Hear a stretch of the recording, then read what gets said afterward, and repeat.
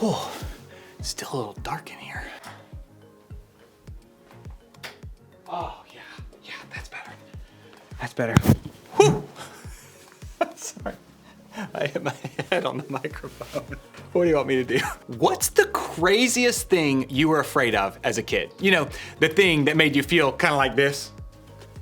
Or where you were so scared to be in your room at night without a light on that you reacted like this? Or maybe you were scared of getting shots at the doctor. I mean, I still am. Or just the thought of going made you feel just like this. Now, while I didn't have any of these exact fears, I definitely had things I was scared of when I was younger. Now, this might seem a little bit weird, but when I was young, I used to be scared that if I ate the seed of the fruit I was eating, like an apple seed or a watermelon seed, that it would actually start to grow that tree inside of my stomach. I know that is probably a little bit weird, but listen, could you imagine how scary that would be? If you actually had a fruit tree growing in your stomach? It's scary. Okay, maybe that was a little bit of a stretch, but we were all probably scared of things as kids that as we get older, they just don't seem as scary. I mean, I'm not scared of a tree growing in my stomach anymore, but now that we're a little bit older, I think we probably have new things, bigger things, more serious things we might be afraid of. And today, we'll talk about the feeling behind the stuff we're afraid of, fear. The truth is, we all know what it's like to feel fear. We all know what it's like to be afraid of something. And some of our fears are really common, things like talking in public or snakes or spiders, you know? I bet quite a few of us here today have at least one of those fears. That's pretty normal, but some of us may have some really unique and uncommon fears. I actually asked some of my friends what they were afraid of. Here's what they said. Guys, I'm terrified of worms. Worms! When they crawl around and they're just like, they just creep me out. They make my skin crawl. Roller coasters. I'm not very tall. I'm like 5'1" maybe. And just, you know, like when you get in the roller coaster and the little handlebar comes down and you gotta put the seatbelt on, like it doesn't like fit against my lap. And so when I go on a roller coaster, I literally feel like I'm going to just fly right off of the roller coaster and just like be gone forever. Clowns. I don't like them. I mean, they paint their faces and sometimes they talk, but sometimes they don't. They're just like, oh, come here, little kids. No, get away from me, clown. For sure, snakes, okay? Terrified of cats. The dark. Yes, I'm 36 years old and I have night lights all over my house. I don't like the dark. And the second thing, squirrels. I don't like squirrels. I am not afraid to admit that I am still scared of storms.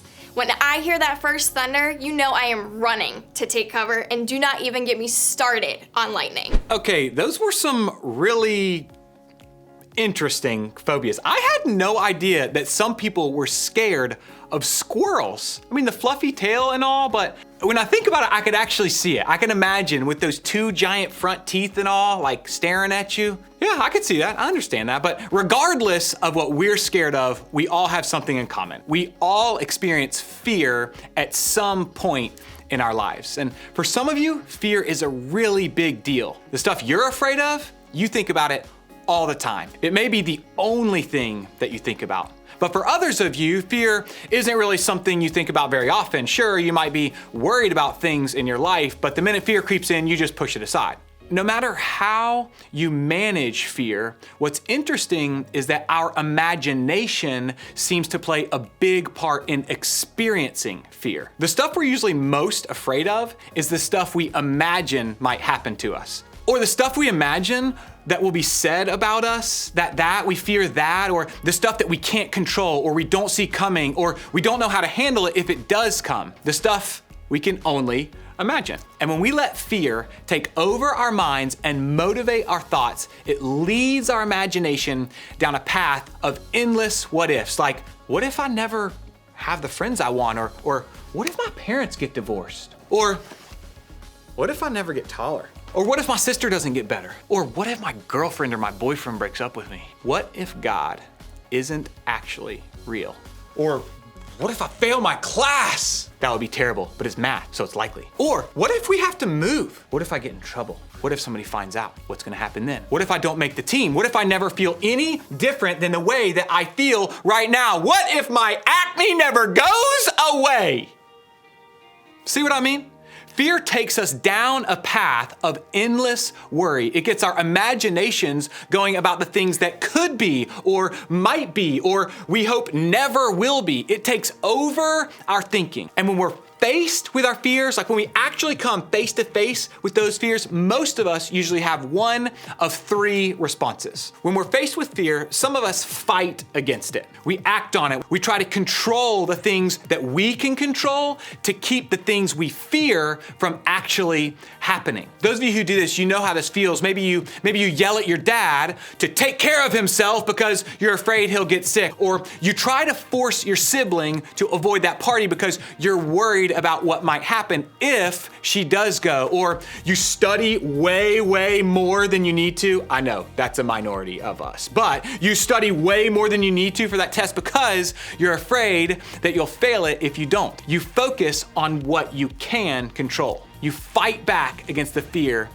by trying to take control of it yourself. And you don't give up until you feel like you fixed it or stopped it or done whatever you can, whatever's in your power to keep the fear from actually coming true. Now, others of you face fear by not facing it at all. I mean, fear motivates you to not fight back. You didn't connect at all with the first response to fear. You're like, no, I'm the total opposite. I run in the opposite direction. Maybe you avoid asking questions because of the fear that it will lead you to doubt your faith, or you stay away from your friends when they hurt your feelings because you don't want to face the fear that they might actually reject you. You're afraid you won't get the lead in the play, so you just don't try out for it at all. For you, fear sends you running away from and avoiding the things that you're worried about or afraid of altogether. And finally, for some of you, fear simply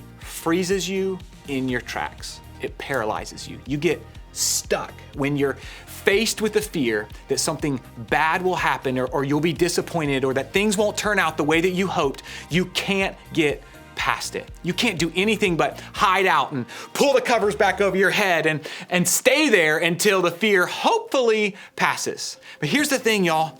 Fear is natural.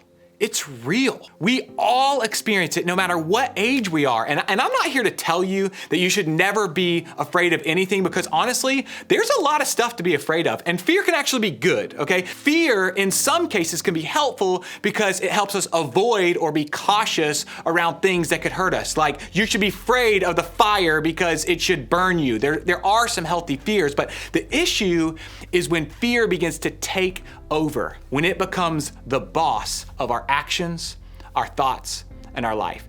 That is when we need to figure out a new way to face our fears. One of the best things about the Bible is that it gives us examples of real people who had real experiences and real feelings just like yours. And today, we're gonna take a look at an experience some of Jesus' closest followers had that I think can teach us a lot about what we can do in the face of fear. Now, while on earth, Jesus spent most of his time with a group of 12 people. They were his disciples, his closest followers at that time, and also his closest friends. Now, because they spent so much time with Jesus, they saw him do some amazing things, heal sick people, forgive sins, do miracles. So you'd think that as his closest friends, they would have nothing to fear, right? I mean, after all, they're hanging out with the guy who could literally do anything. What could they have possibly been afraid of with Jesus on their side? Well, take a look at what a guy named Matthew, one of those disciples, wrote down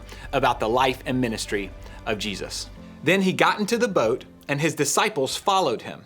Suddenly, a furious storm came up on the lake so that the waves swept over the boat, but Jesus was sleeping. The disciples went and woke him saying, "Lord, save us, we're going to drown." Okay. So the disciples are traveling in this boat with Jesus when all of a sudden a huge storm rolled in. The waves are so high that they're literally sweeping over the boat. And what's Jesus doing? Shh. napping. I don't know if Jesus snored actually, like in his holiness. Does he not snore? I don't really know how that happens. But as the storm was getting bigger and scarier, the disciples did what I would have done. They freaked out. I mean, come on. Wouldn't you? They got scared in the face of this storm. They thought they had something to fear. So they woke up Jesus, probably thinking, hello, Jesus. He replied, you of little faith, why are you so afraid? Then he got up and rebuked the winds and the waves, and it was completely calm. The men were amazed and asked, what kind of man is this? Even the winds and the waves obey him. So what did Jesus do? Exactly what only he was capable of doing. He calmed the storm. He took the very thing that these disciples were afraid of and stopped it in its tracks. He eased their fears, not only by stopping the wind and the waves, but by proving that there was something else that we can choose in the face of fear: faith. Look back at what Jesus said when the disciples woke him up. You of little faith, why are you so afraid? Now, while I can't be sure because I obviously wasn't there, I don't think Jesus said this just because he was mad at the disciples or frustrated at their faith levels. I don't think he was trying to make them feel bad at all for not having enough faith. I think he was trying to show them that faith can help overcome their fear. I mean, did these disciples have a reason to be afraid? Yes. They were on a boat in the middle of a huge storm. That's scary. But Jesus wanted them to know that their fear didn't have to be the only thing that they felt, because there's something or someone who's more capable and more powerful than fear, and that's Jesus. While we may not be physically tossed around in a storm on the ocean, sometimes our fear can feel a lot like that. But when we experience fear, we have more options than just to fight or to flight or to freeze. We have faith. That's what Jesus offers us. See, fear doesn't have to be the boss of you. Fear comes when we feel out of control, but the truth is, when we're out of control, Jesus is still in control. You can trust him. We can trust him when we're in the middle of a storm. Will we still have reasons to be afraid in life? Yes. I'm not saying that having faith means you never fear again, but what I'm saying is that faith is what gets us through fear. It's with us in fear, and it will be with us when the fear is gone. Fear doesn't have to be the boss of you. And like the disciples, Jesus offers us an alternative to fear. He offers us faith. So what do we do with our fears? The next time that we're faced with something to be scared of, what do we do? Well, take a look at one more scripture with me for an answer. Cast all your anxiety on him because he cares for you. What I love about this verse is that it was written by Peter, a disciple of Jesus who was on the very boat in the middle of the storm. So when Peter wrote this, he wrote from experience. He knew what it's like to experience fear. And he also knew what it's like to put his faith in Jesus in the midst of it. When Peter said cast, he's not talking about necessarily like cast. Although he was a fisherman, he went like throw or hurl or heave. These are active words. That means this won't happen by accident. When you feel fear, you have to choose to take it and throw it to Jesus. And why do we do this? Well, we throw our fear on Jesus because he cares for us. And when I think about throwing them, I think about like a shot putter who's holding all of this weight, because so many times fear feels like a weight on our shoulders, and he gives us the opportunity to literally throw or hurl our fear on him. And so how do we do this? We can pray. We can talk to him about our fears. We can invite him into them. We can focus on all the things that we know are true about Jesus. And we can let our faith in his ability to handle our fears help us overcome them. So this week, that's where I want you to start. Think about what fears you're facing right now. Big or small, they all matter here. Write them down. Say them aloud. Put some words to what you're feeling. And then one by one, take them to Jesus. Throw them over to him. ask him to help you have faith that he is in control. Pray that he'll be with you in the middle of your storm. Give your fears to him and ask him to walk you through them. And remember, fear doesn't have to be the boss of you. And maybe you need a little help talking about or even identifying what it is that you're afraid of. Maybe you need someone to encourage you to trust Jesus in the middle of your fear. Well, the good news is that's exactly what your group leader is for. They're here to help you walk through the circumstances or situations that might be causing you to fear. And they're here to remind you that even if your circumstances don't change, you can walk through them with confidence and faith in Jesus, who is in control of it all. So as you go today, I want you to think about this question. How do I usually respond to fear?